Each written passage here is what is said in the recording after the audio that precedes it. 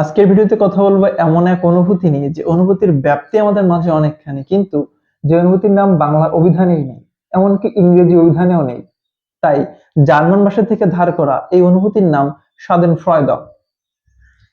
অন্য কারো ক্ষতি হতে দেখে নিজের মনের ভিতরে যে আনন্দের অনুভূতি হয়, সেই অনুভূতির নাম স্chadenfreude। আমরা যখন আনন্দ পাই, রাগ হয়, দুঃখ হয়, তখন আমরা সহজেই বুঝতে পারি যে আমাদের ভিতরে কোন ধরনের অনুভূতির খেলা চলছে।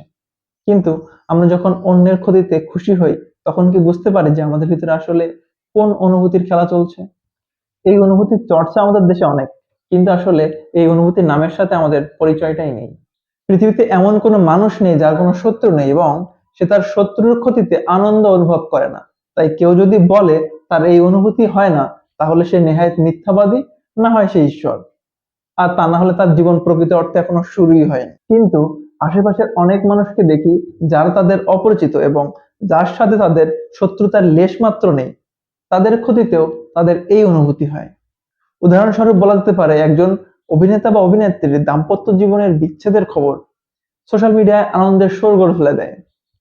আবার একজন বিশ্বসেরা খেলোয়াড় যে কিনা পুরো দেশের সম্পদ, তার কোনো ভুলে মানুষ কেন এত আনন্দ খুঁজে পায়?